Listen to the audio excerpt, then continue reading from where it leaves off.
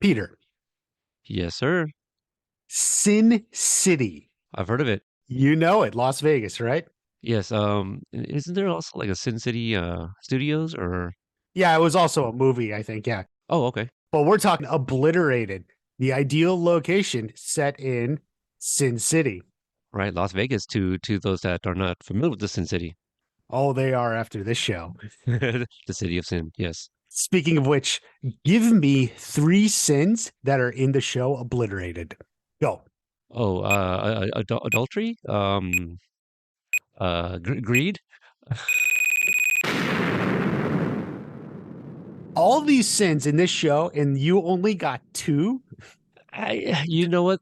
I've seen the movie Seven, right? Would that have been the list of sins for me to choose from? Yeah, I don't I remember them all. considered saying deadly sins, but I felt like that was maybe a little more restrictive for you just by saying Okay. just any sins. Yeah, because like lust, Ah, gluttony yes. is like I mean, gluttony, like is the is lust drinking, a you're sinning sin? by not I taking. mean, Well, it's one of the deadly sins. okay.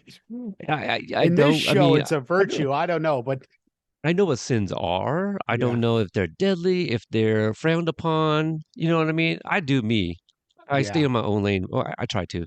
There's also greed. That was another one. I think that I might have said greed after the fact, but Yeah, greed I maybe. did say. I thought about that afterwards. I mean, that should be number one in the city of sin. Yeah, yeah, pretty much. Maybe. Yeah. So what are we here for? We are here to recap season one.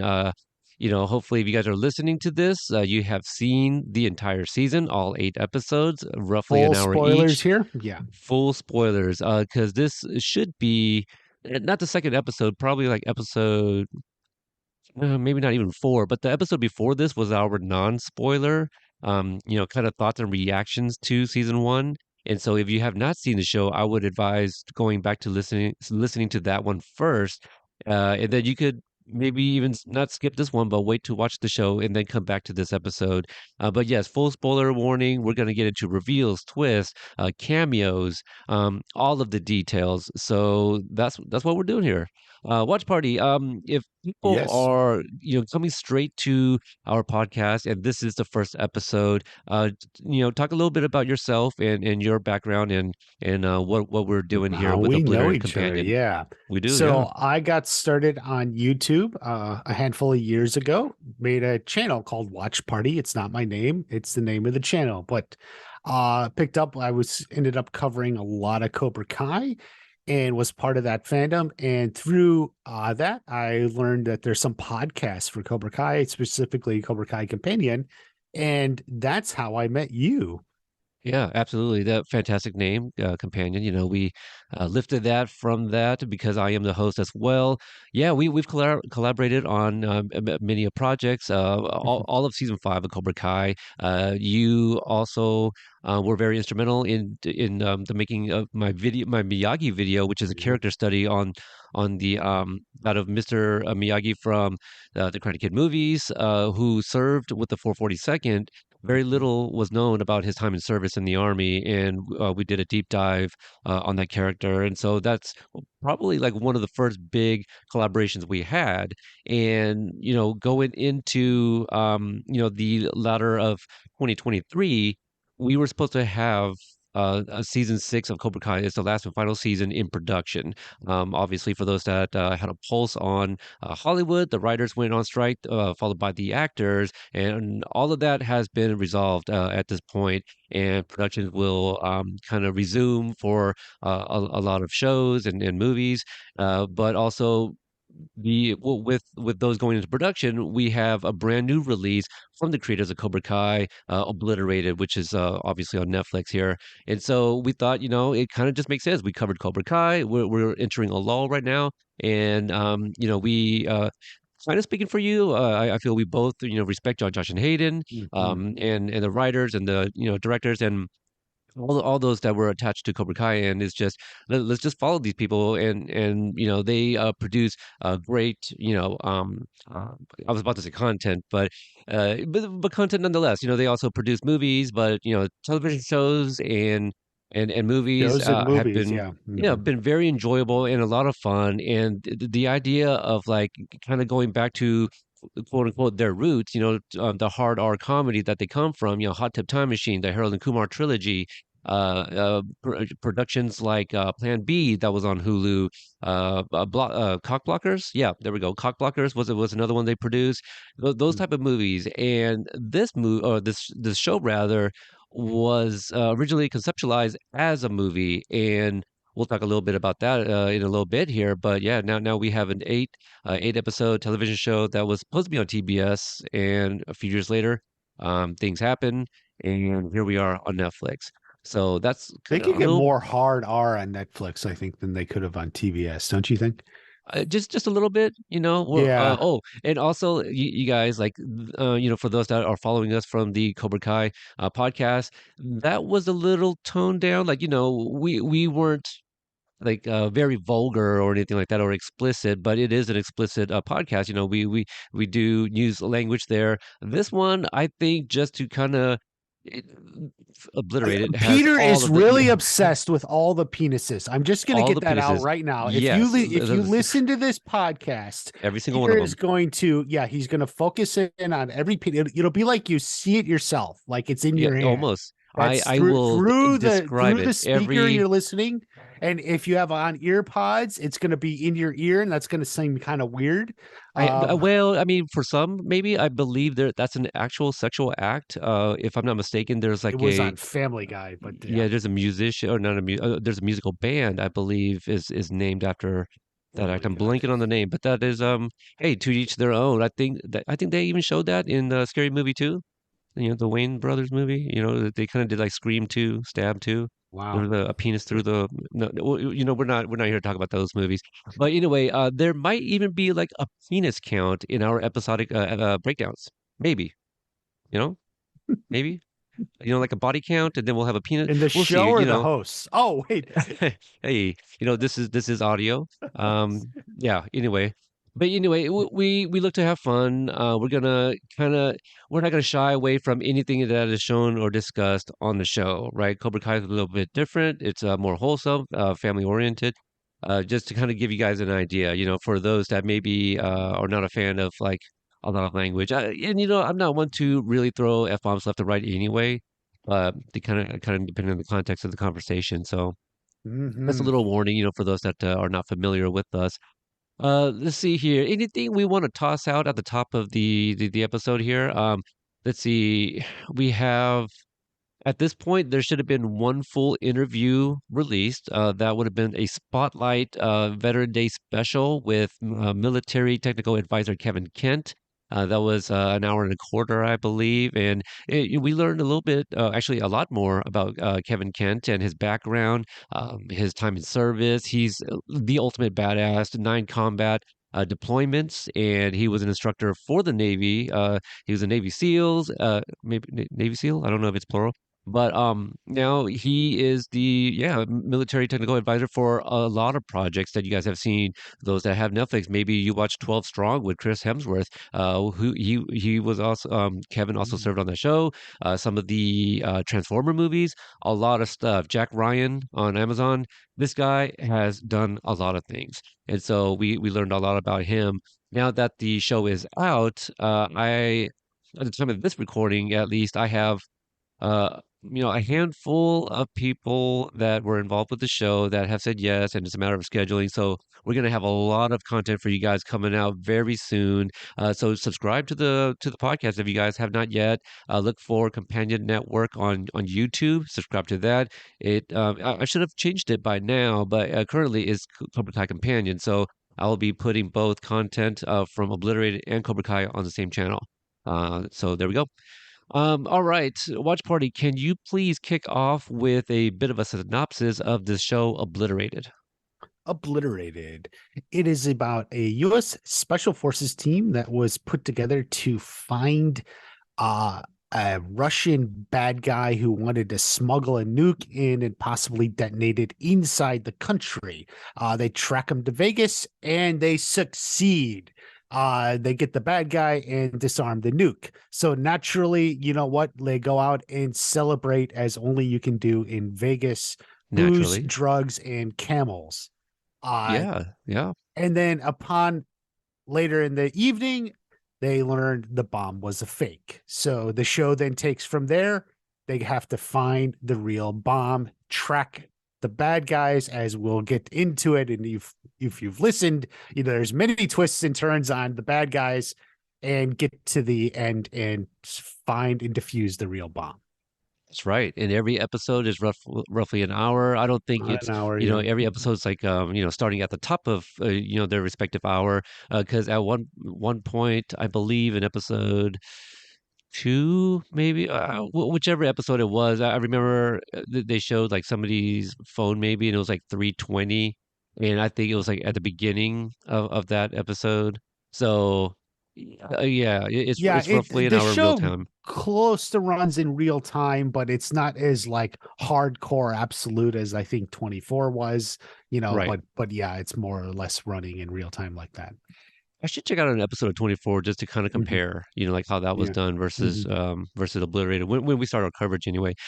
So that was the synopsis. To kind of run down the characters real quick, just so you guys can be familiar with the names. We're mainly going to be using character names, but we're going to start off with Ava Winters, played by Shelley. She's a CIA agent. She's one who kind of leads this group of special forces.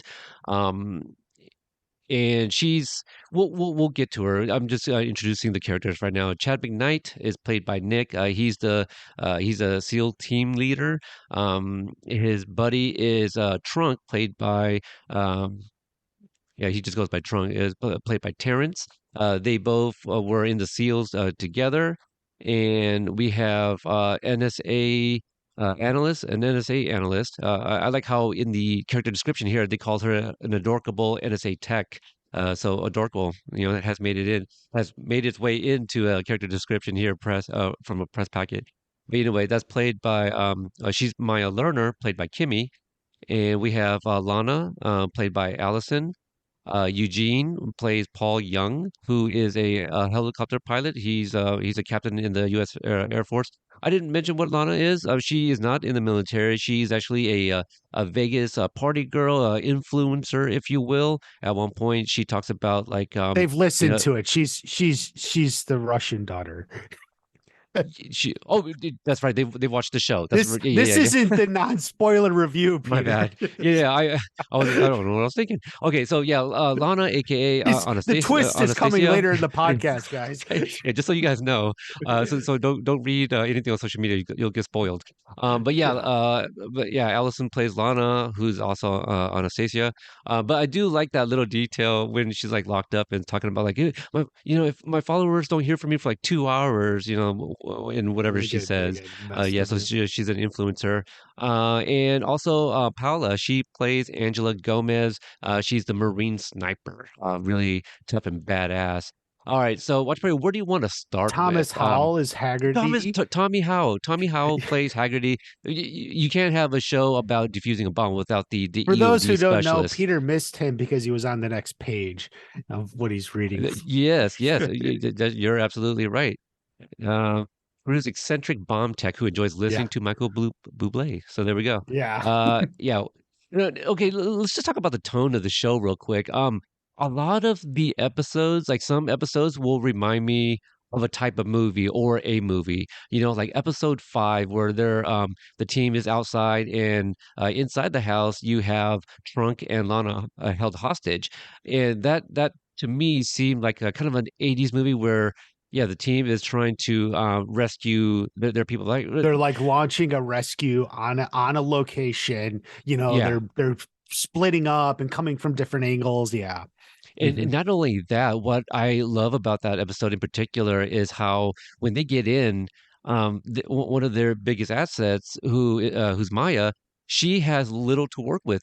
She has like all these old technology. Hmm. The cell phones aren't really quite working, so she has to kind of MacGyver like communications for everybody. So I appreciated that. Kind of, it really was like a throwback action movie without the fancy Hmm. tech. It's kind of everyone using their training and Hmm. their wits and all of the kind of the old school way of strategery and tactical combat or whatever. So it's just it's kind of nice when a team doesn't have to rely on so much technology that gives them the advantage and things like that, Hmm. So really really love that. But also the episode where Crazy Susan, played by Lori Petty, that reminded me. Well, she reminds me of like Tank Girl because she is Tank Girl, but also like she was on Orange Is the New Black, where one of her good friends is Crazy Eyes, who the character's name is Susan. So it's like, oh, Crazy Eyes, who is Susan? Now she's Crazy Susan on Obliterated, but that sequence with Lori, that there's a few parts there that was shot that kind of reminded me of like Terminator 2, where Sarah Connor is like removing rounds out of like the T-800 Oh, at a right. gas station, I think it was. Yeah, so Mhm. there was things that I don't know if they were inspirations, but you can tell that like the filmmakers and the team, they're all fans of movies. They may not be Mhm. direct references, but they could be also inspirations. Because when the show was announced, they're talking about like a throwback to like the summer blockbusters, and then things of that nature. And so, with the writing, I know like on the YouTube channel when the trailer was dropped, a lot of people are like, "Man, this seems like a concept for a movie." Which, like I mentioned, it was in the beginning. It Watch was. Party, can you kind of give insight onto why they decided against that idea and to serialize Yeah, so the creators idea? creators John Hurwitz and Hayden Schlossberg had this idea for a movie. Basically what they there's a lot of the United States in real life had a lot of war shit going on, all that. And they were looking at this and they were thinking about like the soldiers or something and said, we want to get in there, we want to see them, see their other side rather than just, the fight the heroic side. What is their party side? What do they do after they win? Are they like the rest of us? I think that's how he put it. Um, Ultimately it didn't work as a movie because a movie's going to be more about like one character. You're just your hero, your Tom Cruise character, and they were just so interested in everyone and they wanted something bigger. When they were doing Cobra Kai, they had the idea, hey, if we do this as a series, we can really dig into everyone on the team, and it's a much bigger idea then. So that was the way it happened. So they went that and took their movie idea, expanded it out, and it became this series. Yeah, and I think whether you think that was the right choice or not, some people will watch this and be like, yeah, you know what, I would have been fine with just a movie. But I'm only going to speak for myself here, and you may agree. But what I love about Cobra Kai is like they give a lot of characters. I'm not saying every character, but they give a lot of characters things to do and a backstory, or even like a side plot. There's things going on that kind of give layers to characters, especially like legacy characters that they bring back Mhm. in the subsequent like seasons, Yeah. where they kind of fill in the gaps of things from the previous movies that kind of enhance the viewing in those in previous this movies. show, every character has a story arc. Yes, And it's a full one, and I think it's you couldn't do that as well if you just had a 2-hour movie. right. Everything it would be too truncated and cut short, and or Trunk. You said mostly trunk. just a nerd. Yeah, yeah. Yeah, truncated. Is that the torture that happens in episode That's four? true. Yeah, yeah, yeah. Truncated. So yeah, like and a lot of the characters, they may not have like a specific episode that's like mostly about them, but there's episodes where some of those characters have a lot of things to do. Like Gomez, for example. Like I think kind of like after my first binge, I was just like, man, they didn't really give her a whole lot. But holy shit, going back and rewatching episodes, and I I have seen every episode at least twice. Um, a few episodes at least like 5 or 6 times in preparation for like interviews and things like that. And so some of those episodes I haven't seen as much, like the episodes 3 and 4, for example, I had only seen like one time Mm. for the longest time. And then going back and rewatching those to prepare for our full recap, I was like, oh shit, no, Gomez actually had a lot to do in episode 4 as well, and also in the desert, which also might see, and I'm mixing up the episodes, but well, yeah, when she's in the desert, she's helping out Maya, who's stuck in like the hole with The all whole. the scorpions. Yeah, Yeah.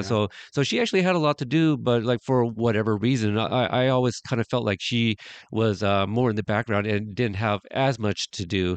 But yeah, it Since just you're talking about her, yeah, I think she'll be the least favorite out of interesting. people's Okay. reaction. well, I mean, she goes and hooks up with like the bride, and then like, okay, like that's like this thing that happens. But what really gets it for me is when she then picks a fight with like the bridesmaids, because that was Okay. when they were at the thing, and the bridesmaids see her, and like you assume like the bridesmaids are like that, maybe the bride's sister, maybe her best friends. These are the people who are the bridesmaids, right? And so like they're sticking up for like their sister and friend and coming up, and then she starts fighting with them and gets it. I'm like, okay, Eh, that's a little bit too far. Like, didn't they call her a bitch though? was she a bitch? No, I don't think so. But like, uh yeah, because that's the only thing that stuck out. Right? Like all of the things that they were saying to her, the only thing that she heard was like, wait, what you call me? But also think about like in the finale, right? When she actually meets Billy, right, played by Barrett Carnahan, and that's her character arc. She hilarious. kind of Yeah, redeems the whole thing. Yeah. yeah. And and she So she gets it's Billy some so zazz, good. some spunk. Oh, Yeah. yeah, Yeah. yeah. That was an amazing So sequence, and we can take it as she saved their marriage before it started, because he would have been too dull and boring. So yeah, and that was a really nice kind of a yeah I guess Easter egg slash cameo for those that also watch the Cobra Kai show. yeah. I liked that character a lot, Billy. Mhm. So on the topic of Billy, let's kind of get unless you have something else. I was about to get into like Cobra Kai connections slash Easter eggs. Um, about something else? No, not about Billy or Okay. Gomez. So, Yeah. Because we're just kind of casually talking about characters, but we'll continue to do so. Um, let's kind of go. Let's go over some cameos. Who were some? We'll take turns going back and forth. Just naming somebody that you saw. well, there was Brett and oh, the guy in the last episode. I don't know his name, but Yeah, he was Angel he was in Rosario season. Jr. Yeah. Yeah, Well, there you yeah. go. You He have it on queued up. Yeah. Yeah, well, he follows me on the gram. Let me see if I can find a character name for him. But for those fans of Cobra Kai, he was in season 5, episode 2. He was the gentleman with alopecia who competes with Robbie in the peppers, right? The jalapenos and stuff. So that gentleman makes an appearance here in the finale. Yeah, gosh, there's so many people. I'm going through an entire list. But Angel Rosario.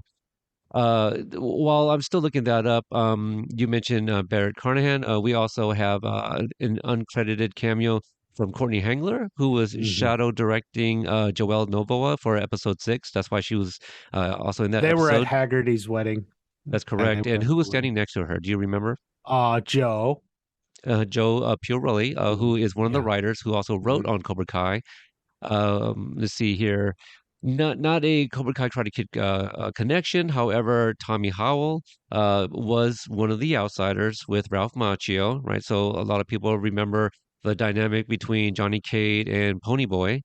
Um, I don't think Angel is yet credited on IMDb. No, I It's don't just one of those think things, so. yeah, because the show's not going to be out for a while here. So this isn't an entire a complete list, I'm assuming.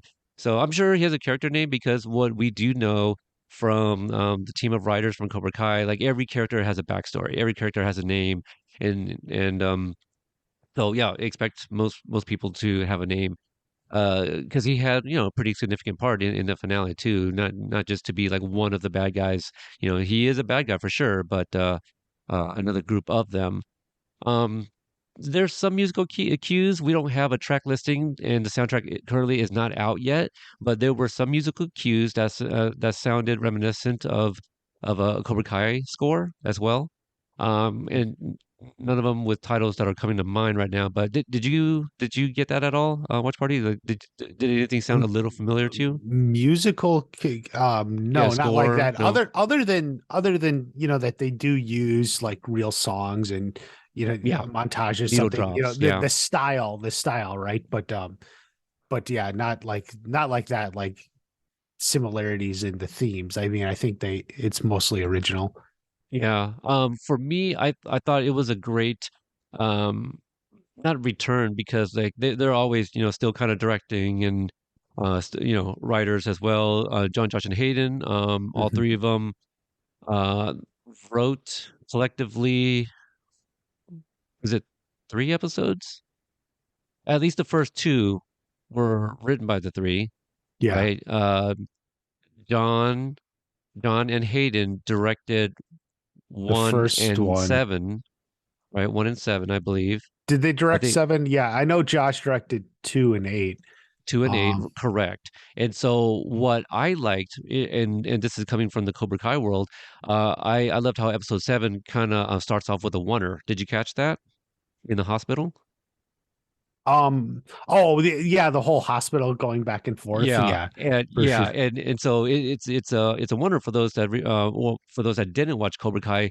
There's usually a pretty big fight sequence where it's a wonder where there's no cuts and you're kind of moving along a location and seeing like different things going on all at once simultaneously. That's what that means, right? But Hmm. in this one, we're in the hospital at the Vegas ER, and what we're gonna end up on is Maya having just been shot, right? Hmm. But before that, we're seeing like people from the previous episodes all there for Yeah. one thing or another. You know, the gentleman that drank the drink that was supposed to go to Maya in episode two. Then that's just one that comes to mind, but everybody is there. Well, it was Beatrice, the waitress from episode six. Was she also in there? I feel I she might have been don't there, remember Beatrice. I but know. Yeah. yeah, but it's just very cleverly done, and it's just hilarious because I it's just like, mostly remember like the someone has a bottle up their ass. Um, yeah, was it an Elvis? You know, but yeah, I don't remember who it was, but that's just the image. Oh, we got another one. yeah, but I love that oneer because that's not necessarily a staple of Cobra Kai, but they do that, and so that was kind of nice to see. It was nice to see their names attached to the writers or slash directors of said episodes. Obviously got some of the directors, Joel, who also directed on Cobra Kai, Bob Dearden, and we mentioned Joe, but also Luan Thomas were also writers. I wish I had wrote some other stuff down, but that's kind of the only things I could think of right now. Billy, Barrett's character, could be William Zabka, who goes by Hmm. Billy. Ralph Macchio has a story about when they were introduced. He was introduced to him as Billy, so he's always been Billy, despite what other people are saying on social media. Um, let's see. Oh, Dugan, right? We got a Dugan who's on Maddox's team. Oh, that's right. Yeah. Right, played by David Constable. So Dugan is the Colonel Dugan from the next Karate Kid. That's definitely not a coincidence. Just because it's not a joke as in haha, but like people kind of want some Dugan in like the final season, just to kind of bring all the legacy characters back, played by Michael Ironside. And I feel there's another person part of that team. We've mentioned Kevin Kent, but he's not from the Cobra Kai world. But maybe some of the things will pop up as we kind of continue along. Hmm. Where do you want to go from here? Do you want to talk about some like favorite sequences or anything? Maybe even the small characters. Well, it's a review. What did you think of the show, Peter? Oh, hey, that's a good question, actually. Probably like Maybe we two should hours have in led here, with that. maybe.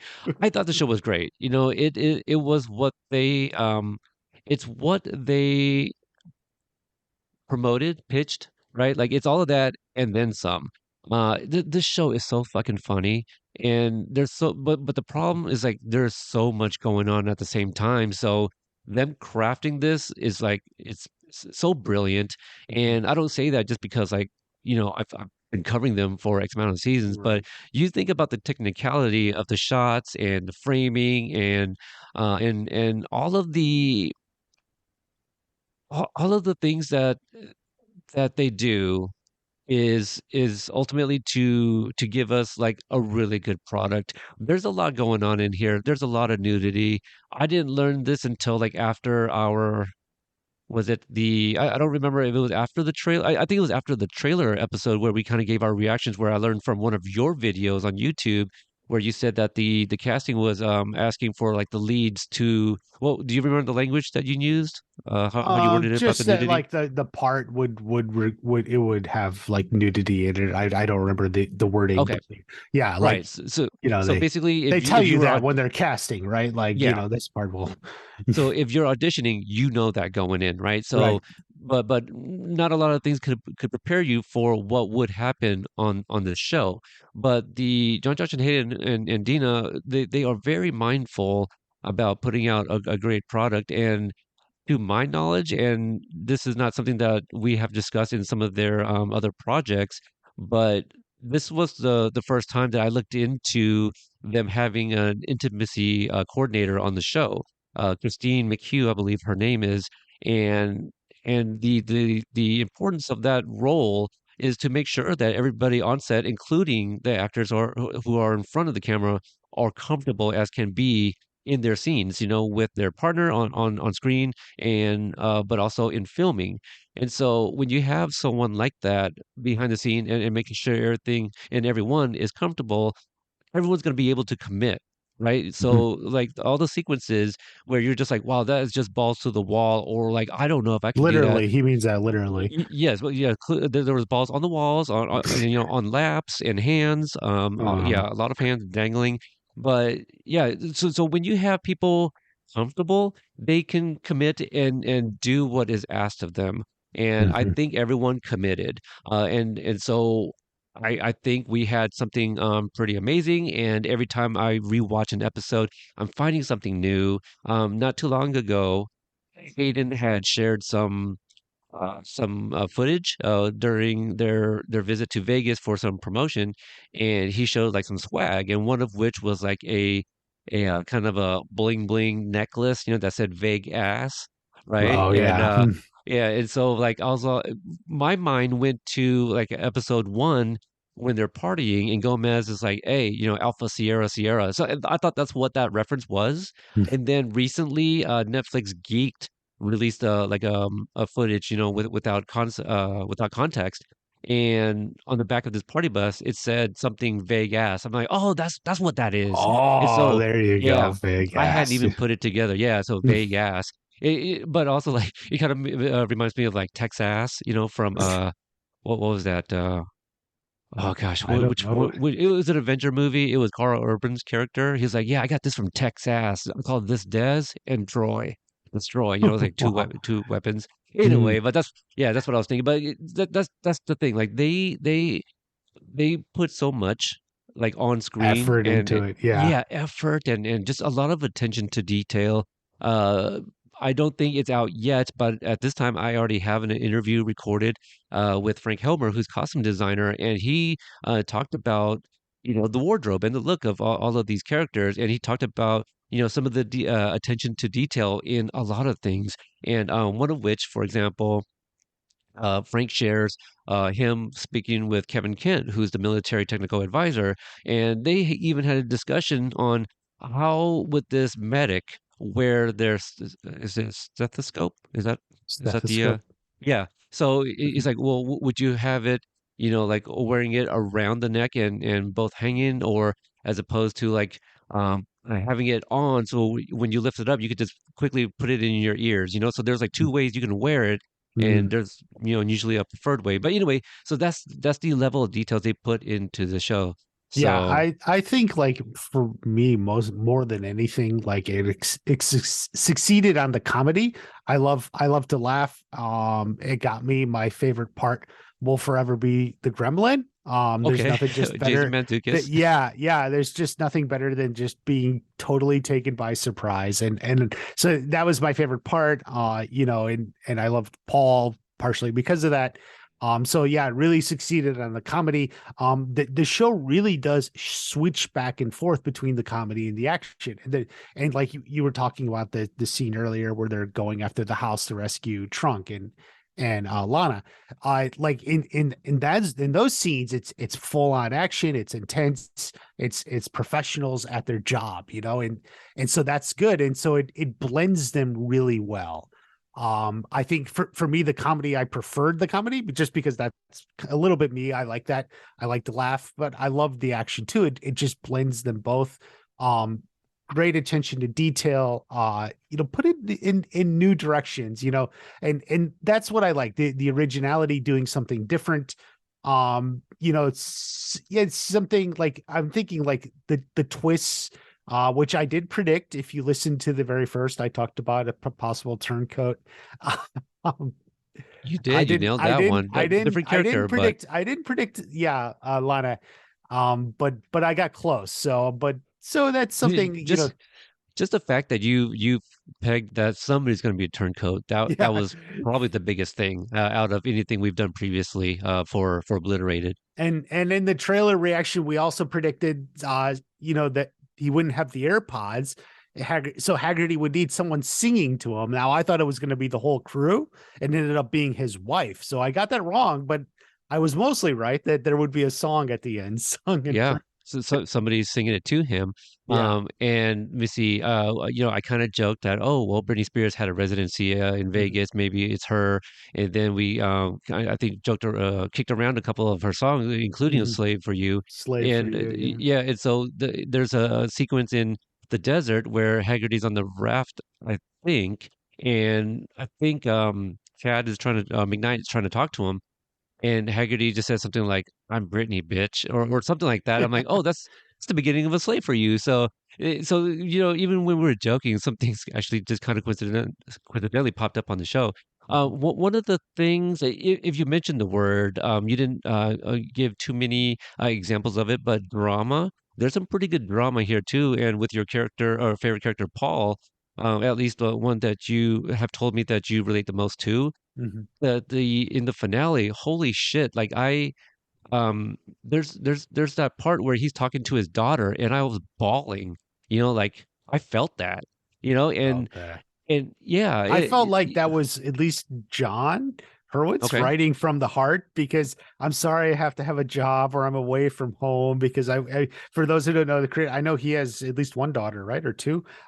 Two, but Yeah. Josh has two sons. Yeah, Josh has kids, but like, yeah, they both have kids, and then they got to be away, for several months at a time, to shoot this stuff. So to me, I was like, I see that coming from the heart there. Yeah, it's really well done, and I have a daughter that's just a little bit older than Paul's daughter on the show. And I served 10 years in the army, but my relationship with my daughter, I feel isn't that different than Paul and Jen. And so like you know I He was almost gonna want to, take the nuke and fly yeah, it out to save the city, but mostly to save his daughter.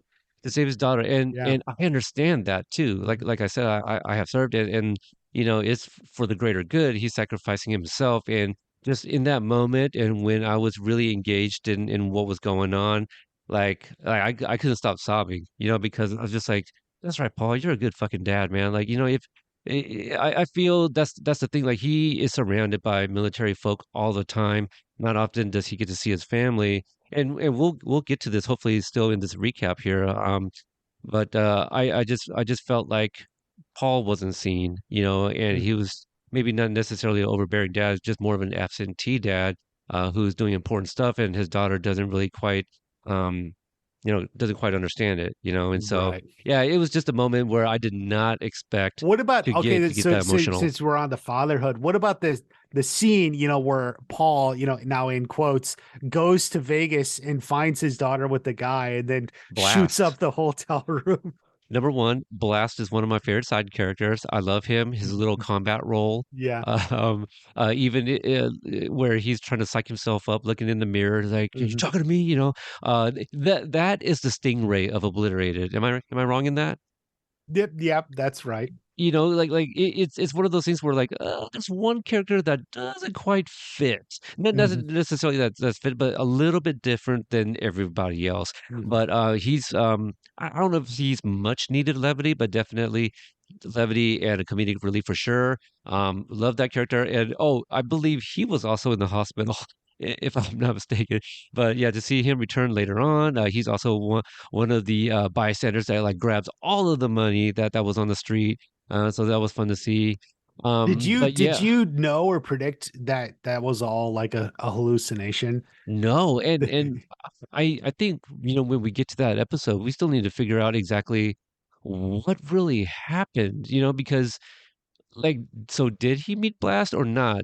So when does he meet Blast? So that's what I'm trying to figure out. Not What till which the of end, I that? think. Yeah. Yeah, Yeah. so but Blast had some things to say about Jen's dad to her, Yeah. He in that saw a finale. picture on Instagram or whatever. The wife showed a picture. So like he Right. saw him, so he knew what he looked like. And I guess like that was enough for him to make the hallucination. Okay, Um yeah, because I do remember that, mhm, and I even wondered if that part was real, because like it was moving. I'm like, well, but then that could be the video, but what was going on? Yeah, that was the hallucination. So that's just one of those things, man. So much is going on. It's kind of hard to keep track, and the edits are pretty quick. Like I was trying to focus on like the shot up cactus and like the two bodies right after that, and it's just one of those things. If I didn't pause. I'm like, I'm trying to think about or trying to process what just happened, but now we're just kind of moving along. And mhm. so, yeah, it's just one of those things I need to go back, maybe freeze a frame and just kind of take it in. But yeah, definitely a lot of questions. How many times have you watched some of these episodes or the entire season? I've been through it twice now. Okay, okay. Okay, so how do we want to go through this now? Do you want to just kind of start with each character and talk about like scenes and things we think Yeah, about? we just do the characters now. We hit Okay. our All right, let's uh favorite let's let's parts. go to Ava Winters, CIA. She's the lead. One thing that that stuck out, like in episode 2, where she's kind of giving the brief to everybody, which I believe in that sequence, maybe a team has not yet been formed, because some of these characters are meeting for the first time, like Hagerty Hmm. and Paul, for example. Yeah. But like I thought that her calling McKnight out in front of everybody was a little unprofessional, like for being, kind of like the officer in charge here. She's CIA, but then, Yeah. like this is about finding a nuke like on U.S. soil. So like we don't have time for fucking jokes and niceties and formalities or whatever. So like I'm like, oh, okay, maybe that's what that was about. Hmm. But I like her. She's no nonsense. Funny in her own right. But yeah, played pretty straight for the most part. She goes commando. Chica Ghost Metal is what we hear. But Well, she's and I said this, I think I told not in the review, it, but like that moment in the first episode, he takes her off and she has like apparently no underwear on, and he comments on that, and she's like, "Oh, I like to let it breathe," and yeah. that's something I thought was gonna come back up later. At some point in the show, like she doesn't wear underwear, never came up. That's something like I almost feel like what happened to where how do they not turn that into a joke or a moment or something, but yeah, that was me. Like I just was waiting even when they're climbing up the elevator, the ladder, and he lets her go first, so he's behind her or underneath her looking up, and like no joke that she goes commando. Like what happened? Yeah, if you think about it, I bet you so much was shot and a lot was cut, probably including, that Probably, yeah, it's possible maybe there was some sort of joke or something there. Yeah, yeah. that just got cut along the way. Um, Let me see. I'm trying to think of some other moments. She is on the phone a lot now. Since she is intelligence, she kind of catches on. Maybe not catches on, but she you can see her develop like suspicions of Lana and the things that Lana tells her or Hmm. has like answers to kind of throughout the show. And so I noticed her kind of like her facial reactions, like, oh, she suspects something, but I still didn't even really pick up like, oh, like Lana the turncoat, like Hmm. kind of going in, even though I kind of saw something about like, oh, Lana has like another identity. I thought nothing of it, but yeah. So she is obviously really good at leading a team. Hmm. Let me see. I'm trying to see if he has a rank, but Langdon, who is like her senior Boss, supervisor yeah. or what boss, yeah, her boss. So they work together, and then like Trunk, McKnight, and Gomez, I believe have all worked together, but Gomez is the only Marine. and now I know Marine and the Navy, they also work together in some bases. You know, they're stationed together in some cases. So I think they have probably previously worked on deployments together just because they Right. have like some history there, you know, which you find out Mhm. in some dialogue. Anything else you could think of, Ava, before we move on? What'd you think about like her dynamic with McQueen? No, I'm sorry, McKnight. McKnight. Yeah, because McKnight. that could be the inspiration. Chad McQueen is Chad one of McQueen. the Chad McKnight. Yeah. yeah, Steve McQueen's son, who's also one of the OG Cobras. My bad. You know what? You know what happened? I think when we did one of our first recordings, you mentioned or you speculated that maybe they were previously in a relationship. And for some Yes. reason, I think that entered my head. And I actually thought that was like in the character description somewhere. So when I the first time I was watching it, I was thinking like, oh, they were previously in a relationship, and I even thought of that in relation to the joke. They're gonna have sex, and he's like, oh, the condom's too small, and she goes, and she and she goes, I'm drunk, not blind. Which Yeah, is that's the a good funny one. thing. And then I was thinking in my head, well, haven't they had sex before? Like it was actually confusing me because I was confusing just our own speculation. It's like, no, they actually hadn't had sex before. They've been on the team, and there's probably been sexual tension for 6 months. Yeah. And now it's call coming out. So it was like the first time. So that was like something the first time I watched, I kind of forgot, right? Because like I confused our own predictions and theories with what was actually put out there as like character descriptions. Um, Yeah. but yeah, but yeah, So, they so but they hit it off well. you know, they absolutely did. Now this is actually a pretty good sequence because we're kind of talking about like their introduction in episode two, where it was like, oh, 6 months previously. Mhm. Uh, where do you think they're? Well, did you have any insight to where they may come from? Like, where were they previously stationed? Because like one of my questions is like with the character of Paul, Mhm. his daughter Jen, like she goes to prom, right? Like this is like in May, May probably 2023, and and if you go to prom and then go to Vegas, are you guys like in the area? Is he stationed in like Nevada, for example, or like? Actually, that to me is something like I mean I wouldn't call it plot hole, but like plot I'm confused because yeah, I thought like she was far away because the way he's talking to her, the way he's always has to be far away, he's got to be away for work and then suddenly she's in the same town like that that night or something. I got a little confused. I'm not even sure what the logistics are or where does Paul live, right? I don't Right, know. right, or stationed. Yeah, Yeah. I don't know where the Air Force bases are, but my assumption with like you know, Trunk and McKnight and maybe even Gomez, San Diego, you know, just because like I believe Kevin Kent spent a lot of time there. I know he's from there as well, and I know there's like Marine or naval base that's big in San Diego as well. Um, Yeah, and I so guess yeah, I that's was just close enough. I mean, they could have driven. It would have been a long drive after prom, but yeah, whatever. yeah. Yeah. But, you know, I don't know. But, you know, Blast, you know, like, doesn't he have his mom's credit card or something? So they could probably afford it, you know. So, you know, maybe Blast comes from money.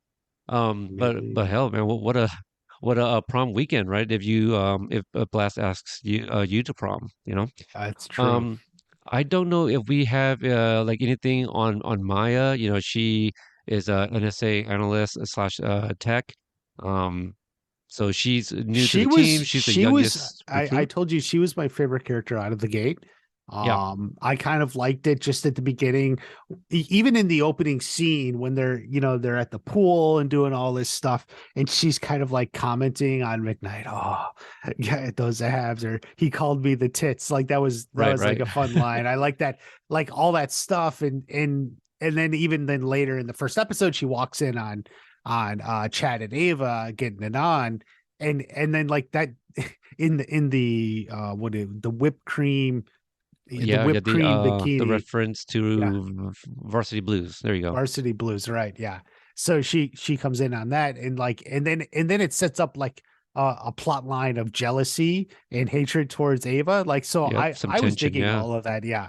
Yeah, it was really well done. I like that dynamic as well. Like Maya had a lot to do, Mhm. and I think that was something that we kind of speculated, but I feel that's also kind of one of those like characteristics of that type of character. You know, somebody that's Mhm. kind of like timid and meek.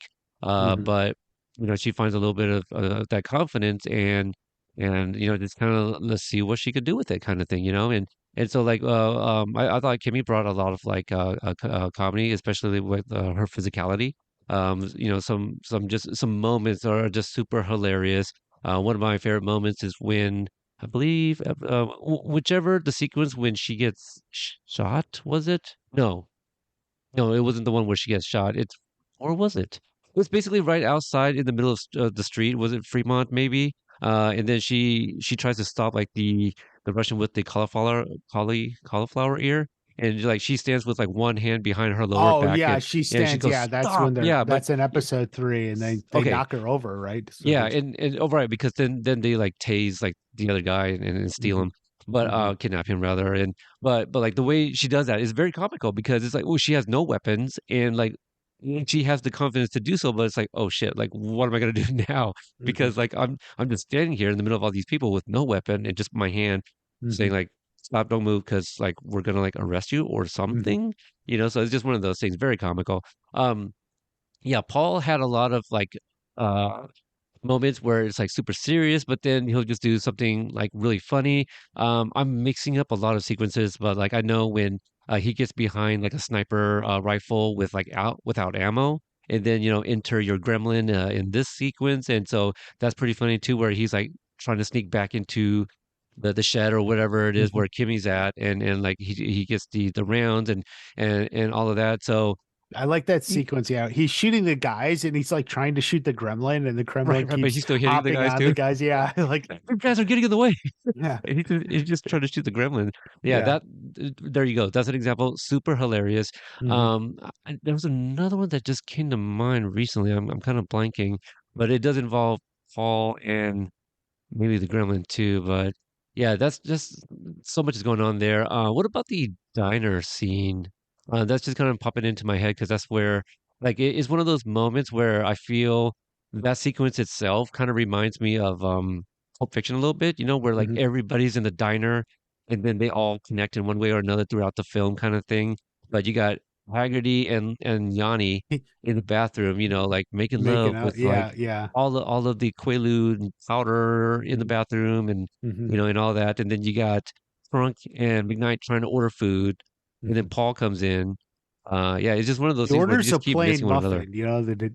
Just a plain muffin. That's just Yeah, kind of the guy he is, yeah. just not a lot of excitement in his life. Hmm. Um, I really like that sequence. I also like the rendition of Unchained Melody by Elvis Presley, since they're fighting like all of the Elvises. Oh yeah. That was a lot of fun. Let's see Hmm. here. We were kind of talking a little bit about Maya. Do you have any other moments of hers that you really like? Um, she has like some really great moments in the beginning of episode 2. Maybe episode 2 is also where she's like When rapping to she's like with Doja Cat, the woman, yeah, and they go Sharonda. to the Yeah. club, yeah. Hmm. Yeah, they do that. Like I liked Maya a lot out of the gate. Like her story arc is like the first one that wraps up, if you think of it, like because it's like when she's in the hospital, then she like gets over her crush of Chad, I guess. And then she doesn't like care. Yeah, she like even when she sees him naked, yeah, doesn't do anything Yeah, for me. his Like dick's a like trap though. yeah, yeah. But see, then I felt like she became a little less interesting then because then like the dynamic between her and Ava was gone, and then it was just like magic tech girl, which I feel like is something I may talk about on my own channel. Like Okay. she becomes a lot of like the magic. It's just like it's a Yeah. writing like, oh, where do we got to go? Like she just hacks into anything and she always knows go left, go right, and it's like, oh, I don't it's getting overused in movies and TV. So it just Yeah. becomes a little magic. So like I feel like it almost takes some of the suspense away from it. And Um and that's why I love that episode 5 or mhm. 4, 5. I Damn it. think it's 5. Okay, yeah, so The 5, one yeah. with So you Thomas you Shelby. you remove all the tech, and so so she did. So like I said, like you remove that magic, right? By kind of giving her a handicap a little bit, Mm-hmm. and then now everybody else has to kind of do their own thing. But yeah, Gomez has that moment where she has to like duck and hide from these two guys, and then like that virtual like Pilates instructor like shows up on the screen and kind Mm-hmm. of ruins everything. But yeah, you're pretty violent. Not very gory, but yeah, pretty violent. A lot of action for sure. Um, there's I was talking about how some sequences or even episodes give me feels of other movies. I like how they mentioned it in this character description too, but like Hagerty goes on a bit of a like Weekend at Bernie's thing, and not knowing each episode was roughly an hour in real time for the characters. I was just all like, man, why is Hagerty passed out for like X amount of episodes? But yeah, the It dude did snorted feel like like that. ketamine. You feel like, Yeah. whoa, he's like gone, like Oh, half the that's show. Hey, there was something we mentioned, like he's gonna wake Yeah. up feeling like super refreshed and like, that was a lot of rest. But yeah, it was only just a few hours at that point. But hey, when you're like in the line of fire all the time, you'll get all the naps when you can take them. So, Yeah. Hmm. let's see here, Haggerty. I was just talking about it now. I talked a little bit about this with my interview with Joel and how episode six kind of he shares that the opening of episode six was almost they filmed it like a coming of age story where like his father and his son are on a boating trip or a fishing trip rather, and then Yeah. all of a sudden it's interrupted by the sounds of like skin slapping and Haggerty's like doing Yanni like a doggy style like on this bridge over by Yeah. the lake.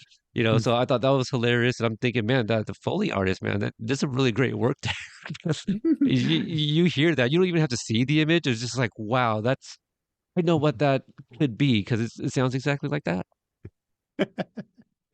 I was just thinking that like they yeah, every episode, begins on something like that, and the funny thing is sometimes you don't know. I'm thinking like, is it a flashback of like when McKnight was young or something like, We because get one one, time we had a flashback of McKnight and his mom, right? right? So like, Yep. and so it goes back and forth, and so you never know which way it's gonna go with it, which is a nice little fun intro to everyone, and definitely the first time yeah, that's the beginning of episode 6. And what I realized on my rewatch, and if you're gonna rewatch it, you can check this out. Like basically Haggerty and Yanni, what's her name, Yanni, Yachty. Yep. yeah, like they meet on the boat at the very end of 5, and actually you got to listen through the credits because it's actually part of it in the credits. Like she's singing the lay I just haven't met you yet, and they're like talking to each other, and that's over the credits. So it's like they're meeting each other over the credits, and like I missed that the first time, and so I was a Interesting. little confused because I was like, where did this girl come from? Like, he's just Oh he's yeah. just sleeping with someone, yeah. But on Right. the Right. rewatch, I got it all. I understood it. Oh yeah, yeah. She's the singer on the boat, and when Yeah. we first see her, if I'm not mistaken, she's singing the Barges' "Rhythm of the Night," one Mhm. of my favorite '80s songs from one of my favorite '80s movies, Barry Gordy's "The Last Dragon," Mhm. and that like the entire music video is featured in that film too. So for her to sing it, I was just like, hey, that's awesome. Like I kind of get the reference if it is a reference to that movie and song. Um, Let's see here. That was well. Let's stick on Yanni and Haggerty. Did you? Okay, so there's a joke from Maddox here that he doesn't give them. He thinks they'll last like 10 minutes. D- Would you have liked it if Haggerty and Yanni hooked up? Like if Wait, having they actually worked sex it or out? the marriage? The Is marriage, yes, yes. oh, The okay. sex. They got it done. I don't know if he got off, but you know, Well, he a lot of wouldn't have opportunities. stopped. Yeah. Yeah, I don't think he did. Mhm. Okay. But yeah, would you have liked it if they were able to work that out, or did you just like, hey, yeah, like that, something like that? How is that supposed to work I out? But think they did I was work really it happy out. for them. Okay, I think okay. that's the point of the finale is she comes back. Like you think, oh, it was stupid and they're gone, but then at the very finale, she comes back singing, and it's like, hey, maybe it will work uh, between That's a them. good point. That's a good Mhm. point. I kind of forget. I believe. See, I think I forgot that part and told someone that I was like, oh, I really would have liked for that to work out. But hell, so some of those decisions you make, under the influence isn't necessarily the best. But I just thought it was definitely funny when he was finding out like she had been previously married, 3 kids, Three tubes kids, tied. yeah. Yeah, and like Three and his kids. reaction to like her keeping her maiden name, you know, Mhm. and it just like kind of dominoes from there. But I was really rooting for them.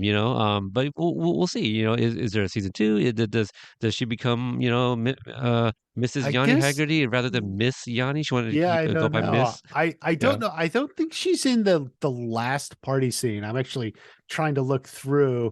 she might have been Um, working a gig. She's an yeah, entertainer, maybe so she's singing there. Yeah. But I did love when Haggerty started talking to the gremlin. Yeah, One of my yeah, favorite of parts. course. Yeah, You know just what? I almost saw that coming a mile away just because, like, well, of course Hagerty knows, who yeah, that I is. Like, did too. they Like it's partied. one of Yeah, those. It's funny, but it's like, yeah, I knew that was gonna happen. yeah, yeah. Voiced by Jason Mantzoukas. Always welcome to see him, whether voice or on screen. He also was in Twisted Metal, which is a show run by Michael Jonathan Smith, one of the writers of Cobra Kai. Let's see here. Anything else on Haggerty and Yanni before we Um, move on? not no, not those two. Okay, how about my man Trunk, who just wants to eat? And what was Mhm, explained to me was each episode is, he's supposed to aggressively get hungrier and hungrier, mhm. And did you ever watch the movie or the television show Limitless? I think I did see that movie. Okay, so Yeah. they if you saw the movie, that's definitely something that my mind went in the finale when Trunk finally got like something to eat. He became, that's where all his strength came from, right? That we've been building up to all of these moments where he's It's a gonna get great something. moment. He's Yeah, he's out on the kitchen floor and yeah, like chocolate syrup is pouring into his mouth. He's like, yeah. it's There you go. I wonder what's in that chocolate syrup. it's like the moment where Superman gets hit by the sun and he can recharge, or the kryptonite goes Absolutely. away. It's like that same exact moment, but except it's chocolate syrup. And Do you have a favorite one of those moments where he was just so close to getting something to eat? I have two. um Oh, one of them is I'm actually. thinking when he was ordering DoorDash in episode 3, Oh, and yep, yep. they were at um the hotel, like, or they were staking out and he's like trying to get the DoorDash. And I was even thinking he's right by the buffet. Why doesn't he just go get some food and not tell them he's getting food? Well, not only that, like the sandwiches that Gomez was grilling, right? Like Mhm, none of that was raw. Like you mhm. easily could have taken one of those on the run. Take it Like, with you, yeah. yeah, but shout outs to Lori Majors, one of the writers who plays Charlie, the DoorDash driver there. Oh, that was She her. yeah, that was her. A hilarious delivery of her lines, like after she gets shot or like the food gets shot, right? But we see her again in that hospital, her, as one of the patients being seen in the Mhm, Vegas ER. So just again that attention to detail and kind of bringing that character back in the later episode. So I love it when Trunk orders the food. So this is like a long, like elongated version of that. He almost gets the mhm. food, but the way he orders it and was saying like, oh, all the bacon in the back, or like if you can get like grease in a cup, do that. Like the way he orders it, like the whole Yeah. language, the dialogue. I just love the way it was written. But my favorite part where he was just so close is the build up to the empty donut box in the truck or whatever it Oh, was. right. Mhm, I thought that was hilarious because he literally goes apeshit in that moment, to find out that that box was empty. Just really well played by Terrence there. Really mhm. love that character, Trunk. Um, what do you think about the reveal of him leaving the team?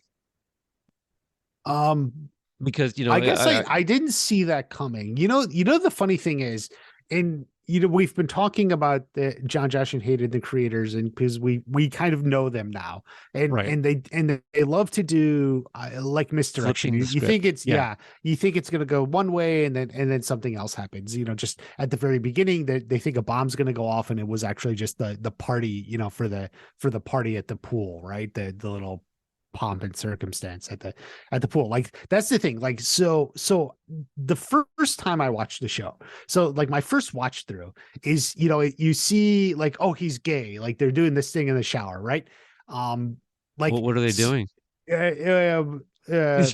oral stimulation to the male Ah, ah, genitalia. At genitals. least Okay, okay, you're led to believe that, that's what it right? looks like. So Right, right. you didn't see it, right? It's No, what it looks like. And so I thought, okay, this is going to be the thing. The reveal is going to be he's not actually gay and something else was going on. Like, in fact, that what I was thinking at the time was like, interesting. what I was thinking was like, maybe he has like an STD, and that guy was actually a doctor. Like he's like the Huh? Okay, okay, yeah, the checking the herpes or something, and they did sure. the shower, like, and so I concocted this whole story in my head, like, of You like said that he wasn't actually concocted. gay. Yeah, I did concoct it. about So, that he's not gay, and then it just like comes out like when he's with Lana and she's saying it, he's like, well, yeah, I knew you were gay, and I was like, oh wait, he is gay. Like that was a surprise to me. That was no, it was actually just what you were led to believe all along. oh, interesting. So Yeah, no, yeah. obviously would not have called him wanting to leave the group. I actually thought that was the secret, that he wanted to tell McKnight because like it came so early on, and I feel that is a movie trope, right? For lack of a better word, it's just like, oh, Hmm. hey, like, I got something important to talk to you about. Like, do you have a moment? It's like, oh, Hmm. not right now. And then that's usually what it is, right? Like, like, hey, I'm gay, or hey, I'm pregnant, or hey, I'm seeing somebody else, like something like that. It's Hmm. always that thing. And so like, yeah, we call it flipping the script because that's the language in dialogue in episode 105 of Cobra Kai. And, the 106, but yeah. 106, my apologies. And like John Josh and Hayden, like they have said in interviews, like they like to use like the fans' expectations against them, so that's Hmm. what that is. And so like, yeah, we expect it to be this thing, but then you think or we expect it to be this thing, but then they make it something else. Hmm. One of the, on the topic of like gay, lesbian, there's a moment in I don't know if it was episode 7 or 8, but it's you got Gomez, Trunk, and McKnight sitting together, and Trunk says something like, even though my stomach's empty, my heart is full or something. I'm gonna whatever for you guys. And I think Gomez says like, "Oh, that's the gayest shit ever," and McKnight's like, hey, she said it," you know. And so it's just one of those things. Like, I know like cancel culture can have made impacts on the lives of celebrities, and some deserved, and some maybe not. And so I think a lot of people, I don't want to speak for people, but I feel like sometimes like comedians or writers, they now they feel they can't be themselves or whatever because they Hmm. don't want to be canceled. And I feel like the writing team, they are very careful with like who says what, and I think that's also important as well too. Like if you want to include it in a joke, you got to be mindful like who could be offended here, and like, like would it be less offensive if this character says it? So there's things like that I feel a lot of people, not just like obliterated writers, Hmm. put thought into, but it's just another detail that, they outright said it too, McKnight rather. And I think that just kind of adds to like me mentioning earlier, like, with the intimacy coordinator, that they're trying to make sure that everyone's going to be comfortable, that everyone's going to be okay. Like, this is funny, and like, this character would say something like that, but also like, I feel this was also a meme, and having like 10 years in the military under my belt, like this meme that I saw, it's like, man, you straight guys do some of the gayest shit ever. Like I've seen that, and like some of these footage have been like soldiers in full uniform doing stuff where I was like, wait, well, you guys look like two gay men doing that stuff. That's just the optics. And so Hmm. like, yeah, so that's just a thing. Yeah, I have witnessed and been around like some of these guys for whatever reason, because maybe we're in the trenches, that expression, or in the foxhole. We will die for another, our Hmm. brothers and sisters in arms and stuff like that. And so they are comfortable, and when they're behind closed doors, we are just we're just ourselves, Hmm. and this is kind of what the show is about, is, like these heroes, they are also regular people. Um, Exactly. let's see. That was Trunk. We can come back if anything else you could think of. Let's talk about McKnight. What do you think about McKnight? His backstory, right? We find out that his dad was probably a soldier, also left, maybe killed in combat, based off like his mom's reaction to Chad having to leave soon here. Yeah, did he have a sibling too? I thought like there was an implication he might have had a sibling who also died. I I Um, I, I I missed that one. I assumed it was the yeah, dad. yeah, definitely like I think it was like the dad. And so A but family yeah, member. right. Kind of like a Johnny Lawrence. What do you think about the character of Chad versus Johnny Lawrence? No, I actually don't think they're that alike. Any Because similarities? Oh, well, okay. Well, let me just say, like, Johnny was like the guy who peaked in high school and then kind of like stumbled around. I mean, Chad on some level seems like he has his life together. Like, he's a soldier. He knows what he's doing. He's good at his job. He's He knows not respected. to get close to women, because Right, he right. wants Yeah, to in stay terms focused. of relationships, okay, they're similar. Like he's at least never found someone he wanted to marry. I guess we're assuming, right? So we don't have any of that. But so he's, and then he feels like a need to take care of his mom, probably because his dad left or died. So that, but that's different from Johnny. Johnny's Right. mom died. That's established. He has a stepdad. Had a tough upbringing. So that's different. There's no implication like Chad had some, tough stepdad or anything like that. So yeah, so I don't actually see them as that similar Okay. in terms of these personality traits. You throw out a few things and I'll tell you how I react to it or something, your take on it. Yeah. Um Well, let's see. They he's a both he's a maybe like the Rambo 80s. fan. Yeah, I was about to say He's a that. Yeah, Rambo Rambo, fan. the 80s And action. he's we'll tie with Trunk.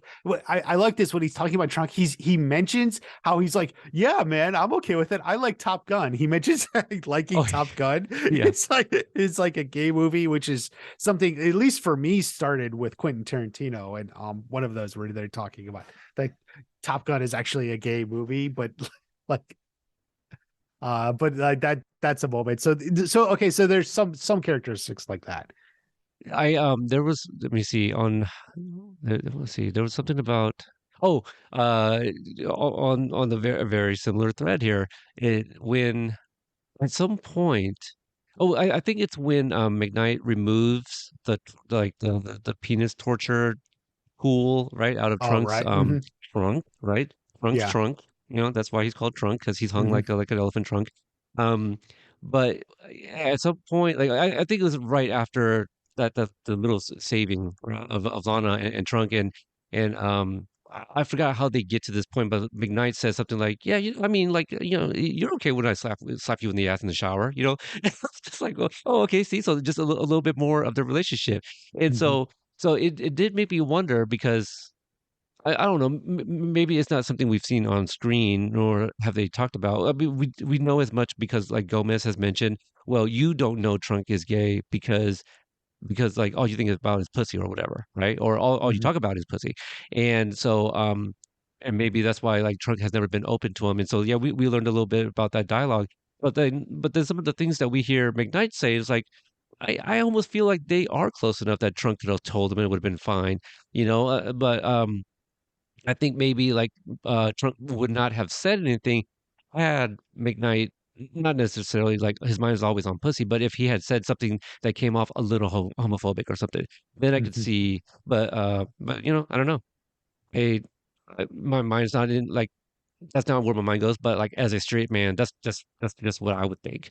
But Mm-hmm. I was talking about headspace. That's also something that we know from the Cobra Kai writing world, that they're often thinking about what is going on in this character's mind right now.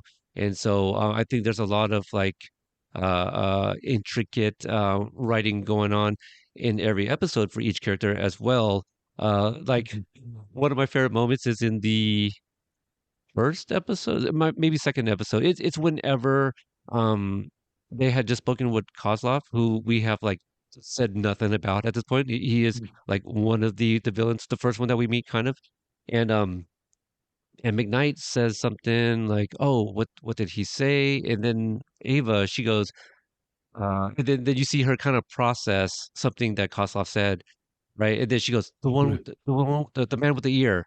And then McKnight's like, oh, that narrows it That down, narrows it right? down. Right, because she gave no context. Like, visually, we just saw her mind processing, and so we see the Mm-hmm. memory, but McKnight's just like, he's just looking at her. So of course he's gonna be like, yeah, I don't know what you mean by that, So I thought that was really funny. So Yeah. it's just one of those little touches that's super hilarious. And I feel like she had another moment, or at least McKnight had another response to somebody, like, in a very similar fashion, where it's just like, what? You know? Um, Right. let's see. So we talked about Winters, McKnight. How about Lana? Um, So she's the reveal, right? She's the sister. So have you heard the Yeah. briefing?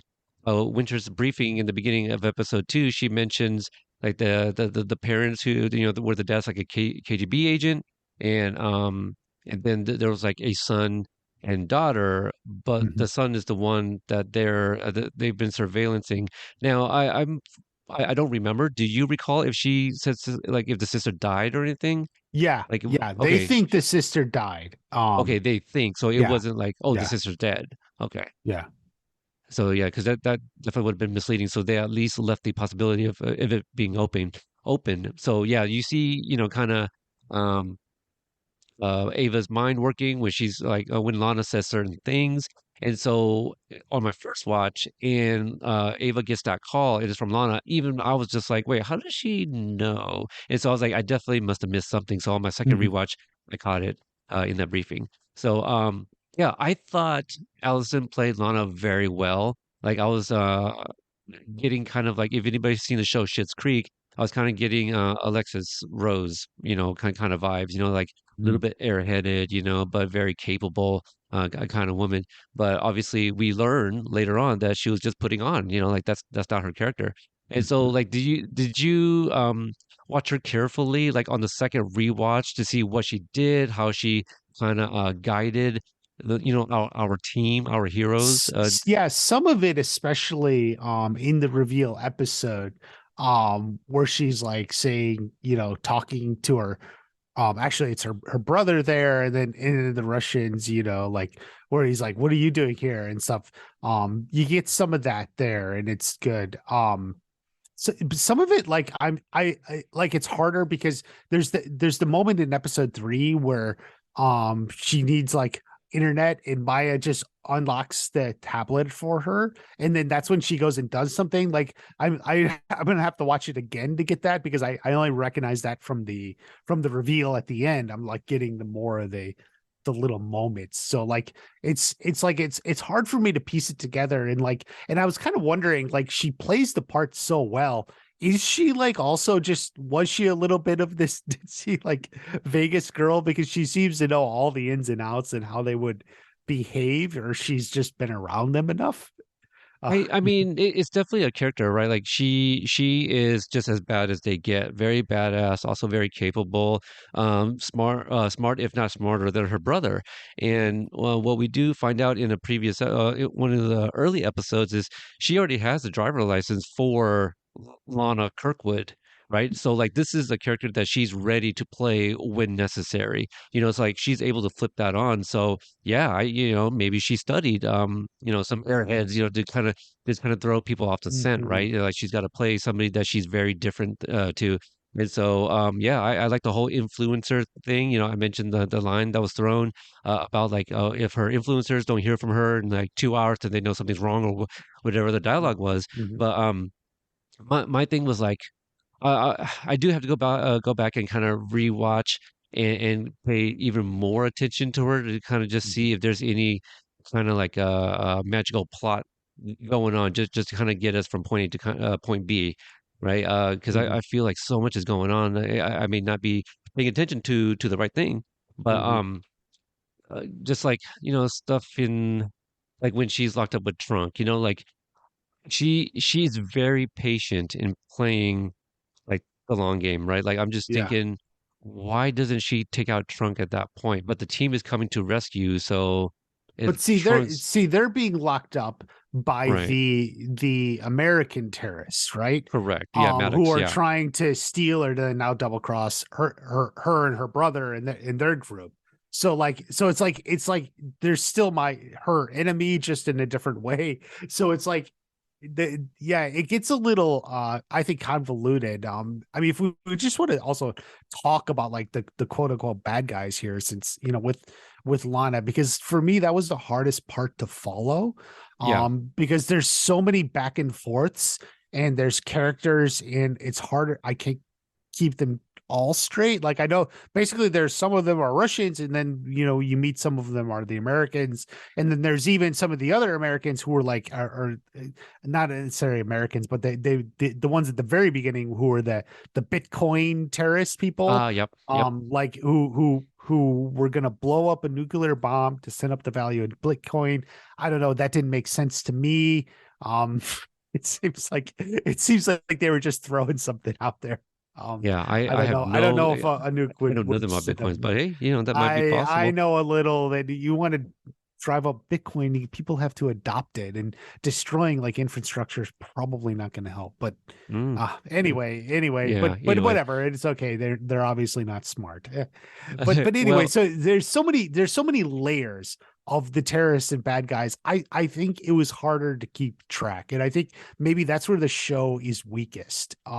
Just because it is harder to keep track, and even when you have this reveal, you're almost a little confused. Okay, what side is she on? Like which one of the bad guys is she a part of? right, right. 'Cause there's a lot of double crossing. Even Mhm. I don't have the bad guys' names, because there's so many of No, them. I But don't either. Yeah. yeah, cauliflower ear man, right? Mhm. We're gonna need to know his name when we do start doing the recaps because he's in a lot of the episodes. But his nephew, is it, also betrays him, right? Mhm. In one of the later episodes, and so like there's a lot of double crossing going on for sure. Mhm. Just to kind of throw this in here real quick, I know we were trying to figure out the pronunciation of Allison's last name, who plays Lana, since we're discussing. I did get confirmation that is pronounced Korsky. Gorski. There you Yeah. go. So there you go. Very, very, very simple to say. Okay, so let me try to think of Oh, by the way, I will yeah, say one thing is though, if you want future seasons, it's very clear in that episode where the American terrorist guy, I don't know what is his name, whatever, when he's talking on the video to like there's like 8 or 9 other people all in masks. See, there's season 2, season 3. You got all the bad there you guys go. right Yeah, there. There it's absolutely. it's it's right in there. Oh, side characters, to kind of go back to one that I like, very, very, very small role, but I liked him, was it Ferguson? Was that his name? The FBI guy. Oh, who gets killed? Yeah. Yeah, who gets killed. I liked his character. You know what? Like we could have maybe used him a little bit earlier to kind of set up that, like like he was fine, right? Like what we got was fine, but I think I don't have the actor's name in front of me. My apologies, but he did play like the Jimmy Olsen 1.0 on those Collected Adventures of Superman. So that's where I know him from, and I Wow. liked what he did with Ferguson, and I need to. Is it Ferguson or Fitzgerald? I think it's Ferguson. I feel that's I correct. I I would don't, FBI guy. This yeah, the FBI agent. I'm not seeing him listed right now. Again, this isn't updated, I'm sure, but I like him, and it would have been nice to have seen him earlier. Kind of button heads with Winters as well. Like, well, hey, yeah, it's the whole like a little bit suspension of disbelief, like you sure? that, like, like you have a special forces team operating in Las Vegas. No, no, Normally, yeah, I get it. normally it would be like the FBI or something, but I yeah, guess like it comes in as the quintessential like government guy who's like, I'm taking over. It's in every single Michael Bay movie. oh That sure. plot point where some guy from another government agency is now taking over or something, and of course he's a bumblehead and doesn't know what he's doing, and then in this case gets himself killed. So Yeah, yeah, yeah. There's definitely some of that in like the movie Bad mhm, Boys. Yeah, mhm, actually, in all the Bad Boys, there's always like those other cops that are standing off the side that are jaw jacking with Mike and Marcus, and then they will end mhm, up teaming up with them like later on in the movie. yeah. So we don't get that here. It's a little bit different. They don't team up, but Ferguson takes over, and yeah, yeah. I guess the team was right. Like what they said about the FBI, because Ferguson fucks it up too. He Mm, kind of gets a decent read on Anastasia, right? Is that how you mhm, say it? But yeah, ultimately, like even he's like, how are they gonna land a plane here and stuff? And so he was underestimating the mhm, Kozlovs, and so like yeah, I guess he didn't do his research, and that's why Winters was the one that was picked to lead this team. So, right. but I did like what we got out of him, just because it was a different dynamic, with like somebody with our heroes. Mhm, Let's yeah. see, Hagerty, we are talked about. Lana, we talked about. Trunk, um, Mm, Maya, Paul. Oh. Did we Paul. hit? Yeah, we talked about Paul. Yeah, I Yeah, think we we did. yeah we took. Yeah, I think we hit all the I, big ones. Yeah. I think so. Let's talk about just real quick Koslov, Ivan Koslov. So this is Anastasia's brother. What do you think Mhm. about him? Um, There was a kind of part of it a is he fell into the mush of bad guys that were going back and forth and interchanging, and none of them super stood out. It Kozlov, I guess, a little bit more until at the very end, when he's back with Lana, when they're back together and then arguing because he's like a party guy, wants to enjoy it. But like, yeah, I guess so. We have his motivation. He wants like revenge. Um, I don't have a whole lot on him. Like I said, like for me, the whole terrorist side, which includes the Russians, which includes the Americans, and then and their whole team, and then it includes even the Bitcoin people who got screwed over at the beginning. Like all three, they all kind of mush together. Like I don't have strong thoughts on any specific one in terms of like character, just because like they do feel more like different interchangeable bad guys. yeah, and I would hate to kind of lump this character with that group of people, but in terms of like not strong opinions of a character, I think the CIA director James Langdon Mhm. falls into that for me. Like It's yeah, I he's kind of like a cutout character. Like he's Yeah, just yeah I'm not. there. I don't really quite feel the stakes, especially when he helps the team later on. I love it for the team, absolutely. When they walk in and everything's basically handed to them, I'm like, oh man, this is fucking awesome. But also, I don't think we get enough of Langdon. Like I love his relationship with Ava. Like I don't think they say it or anything like that. But like I don't know if there's he loves her like a daughter kind of thing. But he recognizes that like she's one of his best, if not his best agent, right? Mhm. And so like Right. we understand that, but I feel there could have been more like I wish I felt like a little bit more weight to him, like kind of risking his career on helping the team. Mhm. So that's kind of my thoughts on that character. With Kozlov, Ivan, to go back to him just real briefly. One thing I did not see coming, and let me get your thoughts on this. Him shooting that Bitcoin guy, the one that he ends up shooting. I actually Oh, when that was that's one of the better like twists and reveals yeah there, right yeah there in episode 2. I thought it was going to Um, be one of the soldiers, Yeah, right? you did. Like he's gonna try to escape.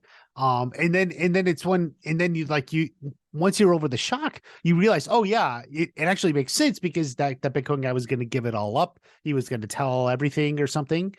Yeah. He just wanted his assurances. So yeah, that was actually a great twist. He wasn't trying to Now escape, he just killed the other guy. a couple questions about that. Did you have a comment about that particular episode, episode two, directed by Josh Heald? And maybe you don't want to mention it yet. I don't know. You said something to me. I think I said this is Josh's best directed episode. You Did, did. did I say that? Yeah. You did say And that. I Yeah. that's a big part of it. That moment we were just talking about. Well, I mean, when we get into episode recaps, we talk about it more, but Okay. especially episode 2, they spend a big half of it at that base. Yeah. And it could really slow down. It's just sort of like in the storyline, it's something where it can really slow down. But I do think like they managed to keep it going through the writing and the directing. The Hell, pace kept going, it stayed interesting. the And bus they chase, the really party pushed it. bus. Yeah, Oof. the bus chase, and then they end up at the club. Um, yeah, all of that. Yeah, definitely. I think that's Josh's best. Now, do you think? Oh, do you think somebody is at fault for the death of that inmate by Ivan? Is it? Yeah, yeah, it's Ivan. Because like Black I'd have to go. security. Yeah, I mean, Well, I'd have to go back and watch it. Number one, why is one soldier escorting him, right? Like this mhm, is a dangerous man, we're assuming. You, mhm, you should have at least three people. mhm, I feel with him, but maybe it's something where they're like, well, this is a very secure site, but nonetheless, you're just kind of putting that soldier at risk as well, just mhm. one on one. But do you think somebody is to blame for the death of that inmate? Because I feel Ava kind of put the idea into Ivan's head because he's the one who's saying like, yeah, this guy's about to talk. He's about to tell us everything kind of thing, you know? And I so, haven't you know, thought of it that deeply yet. okay, If you okay, want to put it there, okay. because they were doing their things in the negotiations. But definitely, I did the lack security part of it. Yeah. Right. And you guys, if that's the details that you want to hear broken down, that's the stuff that we will get into in our episode breakdowns as well. There's just, yeah, a lot is going on, and we can cover so much in kind of a free flowing recap here. Hmm. I'm trying to think of anything else in some of those early episodes. I really think the party scene is a lot of fun. You can see the relationship between Clunk and McKnight, especially when they're doing the when they undress and try to like wrestle each other in front of a crowd. Like, hey, this is just another Friday, you know. And so like I like that. That Hmm. was a lot of fun to see. Just why I think like Gomez has been part of like their team, at least served with them a number of times, is Hmm. just like how comfortable McKnight is in buying her like a big old dildo, that's chemlite. Have you heard that term I before, hope it chemlite? fits. I love that. I'm Yeah. sorry. I love that line. I got you something. I hope it fits because it's such a classic line and it's a giant Yeah, thing. yeah, Like, that's how we never comfortable and got the, close to. Yeah. does it fit? We're gonna Does have to it? find In out. season We don't 2, know. we're gonna find out in Yes. season 2. Who knows?